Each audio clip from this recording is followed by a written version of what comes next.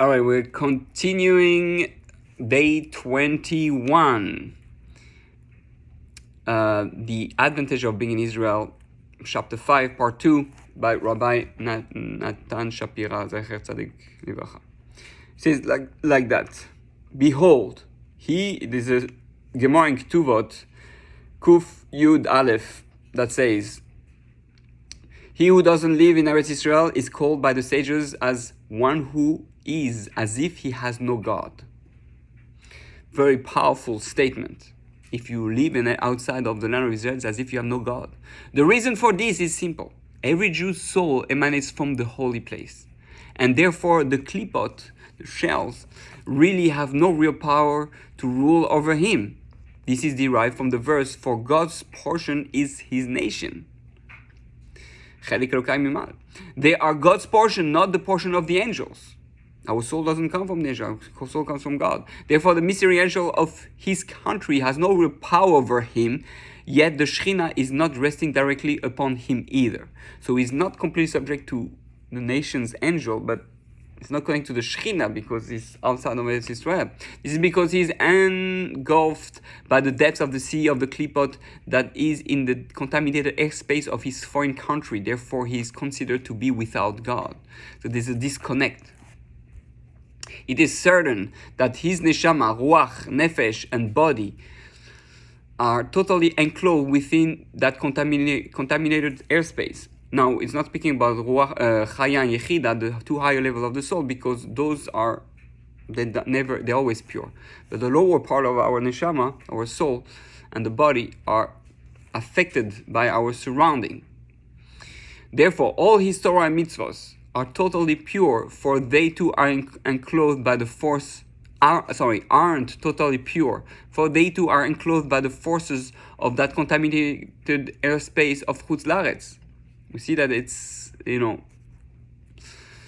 not as simple. We do mitzvahs and learn Torah, and we see why it's not changing the world, because it doesn't have as much power to have impact. If all the Torah we learn now outside of the land of Israel will learn in Israel, volcano will be able to transform the world on a high speed. Therefore, all his Torah and mitzvot aren't totally pure, for they too are enclosed by the forces of that contaminated airspace of Chutz La'aretz. If that is not enough, even when he dies and his soul leaves his body, his neshama can rise up in absolute purity, for it is enclosed by that klipa. Aside from that, the soul must go through a rolling process until it finally reaches the airspace of Eretz Israel. Only from there can the neshama ascend to the Garden of Eden. This we know from the sages' statement that the entrance of the Garden of Eden is through the cave of Machpelah, in the holy city of Hebron. From the earthly Garden of Eden, the neshama ascends to the heavenly Garden of Eden. When we contemplate upon the advantage of Eretz Israel over the other lands, we should make three categories. Yet we must also keep in mind that within each category lies many more subdivisions and aspects. Category number 1, the purpose of mitzvahs in purity and cleanness his entire life. So your mitzvahs are much more pure, much more clean. 2, the separation of the neshama from the body upon death. When you die, it's much easier for your soul to connect to the spiritual world, to God. Number 3, the resurrection of the deceased of the future, right? Where the people outside of the land of Israel are going to be resurrected later. So why wait? Better to be on the forefront. First, the people in Eretz Israel are going to be resurrected. These three categories are going to vary greatly dependent upon many factors. For he who was born in Eretz Israel and remained there all his life, his soul descended to his body in purity and was never contaminated by the air of foreign countries. That level is a tremendous boon to his service of God. This level applies to a certain degree even to those who enter Israel before their bar or bat mitzvah. For according to the teachings of the sages, in the Zohar Mishpatim, the element of soul called the good inclination, the Yetzer HaTov, and full neshama, sometimes even the ruach and or the nefesh, only enters his being at bar mitzvah. Therefore, all mitzvahs that he does from then on are in complete purity. He was raised in a good name and passed on with a good name. So there's something very, very special of having your children be in Israel before bar mitzvah and bas mitzvah, because their impact and the neshama will be much more pure than outside, not affected like the people who live outside Israel. Yet he who has sent to Eretz Israel in an advanced age cannot attain that level. Rather, he only merits the other two categories, the separation of soul and the resurrection in the future, which is pretty good, but not the best. Lastly, he who arrives in Eretz Israel only subsequent of dying, of course, only merits the resurrection, which contains within it the advantage of the souls returning to the body, and your bones I shall strengthen. That is, since he was buried in purity in Eretz Israel. Now, when we come to expound upon the advantages of the first category, we find them numerous. Number one, the neshama has never been tainted nor contaminated by the air of the outside chutz la'aretz, outside the land of Israel. His mitzvahs were performed in absolute purity. The very spirituality generated by those Torah and mitzvahs never was tainted by the klipa, by that klipa. The divine influence that is drawn by means of his Torah mitzvahs gives no nourishment or strength to the foreign angels. Here, when we outside the land of Israel, our energy gives power, more power to the 70 angels, and therefore it doesn't help us bring redemption faster. It strengthens the other nations. For a Jew who resides in chutz la'aretz and performs Torah mitzvahs with as much purity as he can, nonetheless, the spirituality generated therein will send spiritual power to the mystery angel of that country, because we have to pay rent, basically, spiritual rent. The above was certainly true when the Shekhinah was residing openly in Eretz Israel. The fact that the foreign powers receive influence can be seen from the verse of King David, for they, in Shmuel 1:26-19, for they have driven me away this day from connecting myself to the heritage of God, saying, go serve the God of others. Literally serve and channel influence to those foreign gods who are the klipos as mentioned previously. Right? So this is such a system. The meaning of this is that he who lives in Eretz Israel, even in its state of ruin, is as if he has a connection to God. Yet if Eretz Israel is built with the Holy Temple and the Shekhinah, then they literally are connected to God. While always in chutz la'aretz, it's as if he has no God. That is why King David, who is our anointed one, the soul of Moshiach, say, they have driven me away this day from connecting myself to the heritage of Hashem. For he experienced a real exile. Furthermore, Eretz Israel in his time wasn't built up. There was no holy temple. Even the tabernacle, the Mishkan, had been laid useless like a public altar by the removal of the Holy Ark. Even regarding our teacher Moshe, we see that the Torah writes, with me as well, Gam bi, God angry. Gam bi has the four letters Gimel Mem Bet Yud that starts the words from the verse of King David.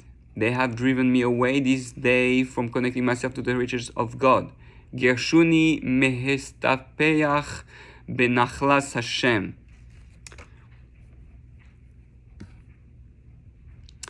So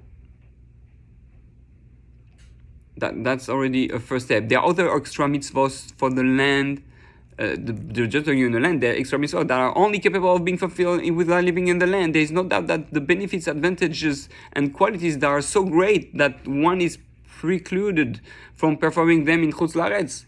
So we cannot do, the real truma and the real maaser and all that like the way it's supposed to be in Israel. A lot of mitzvot, and we know Chazal teach us that being outside of Israel, the mitzvahs we do here is only a preparation. It's as if you prepare to. We're learning in college to be a doctor, but you're only going to truly be a doctor when you practice, and that's in Eretz Israel. We're apprentice here. We're not really Jews. We're Jews apprentice. We're not being able to fulfill our full power. We're like tapping into it, but we're not experiencing the full force power of what a Jew is.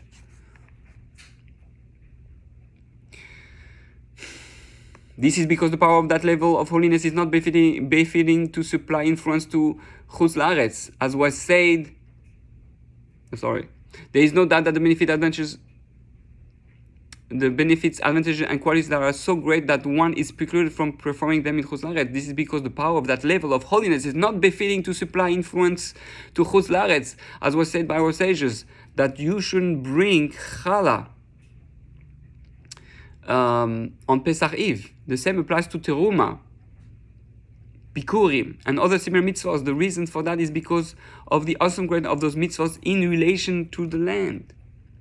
The prayers in Eretz Israel are most desired and accepted by God. This is true because in Eretz Israel there are not so many persecuting forces intercepting our prayers. It's more clean. The path to spirituality to Hashem is more direct. The location is appropriate. We have Verizon higher than wireless, 5G, 7G, 8G. Right? We have the highest connection, wireless connection. This is true because in Israel there are not so many persecuting forces intercepting our prayers. The reason for that is that the letters that we pronounce in our prayers are not engulfed by the impure air. There's something with the air, with the ruach.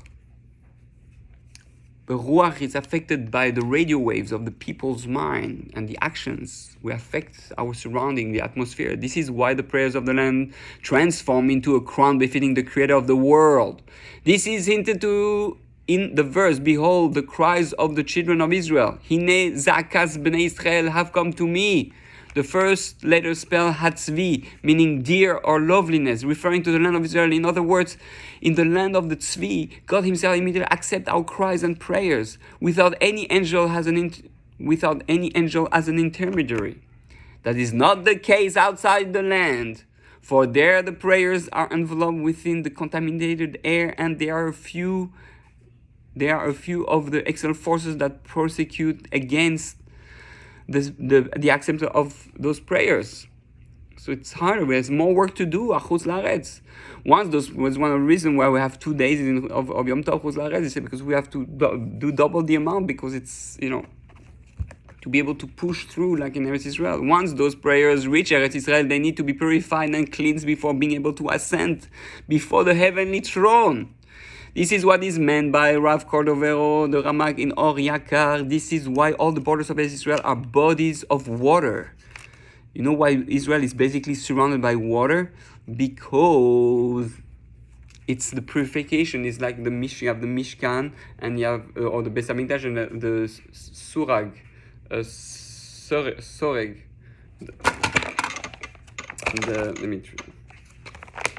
It's called.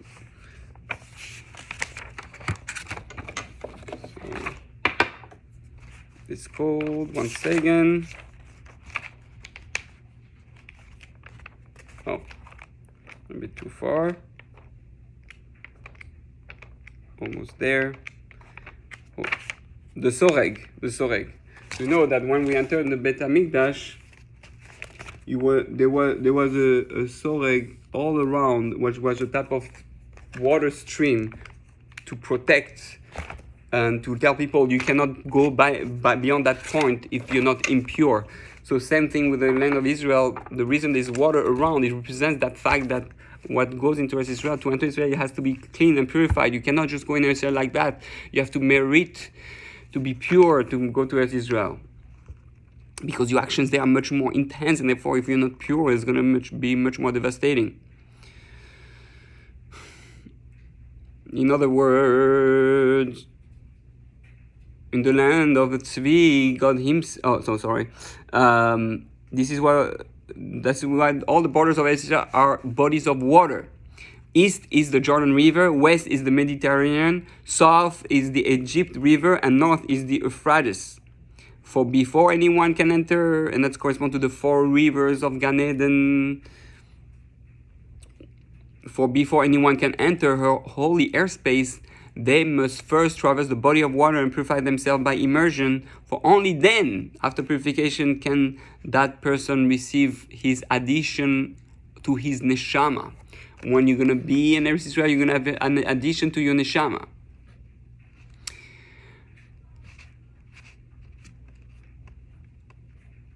Okay, we continue with the second category of qualities. Well, actually, we're going to continue for tomorrow with the second category. We don't want to do too much at one time, otherwise it becomes too intense.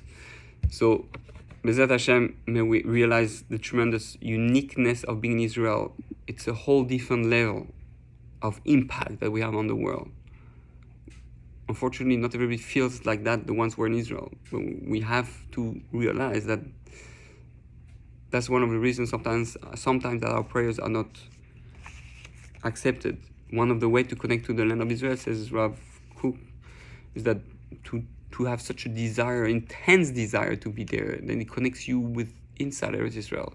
Then maybe this has more power to purify your prayers and make it as if we're connected to God. So Bezat Hashem, may the Beis Hamikdash be rebuilt. May we all be able to move to Eretz Israel very, very soon.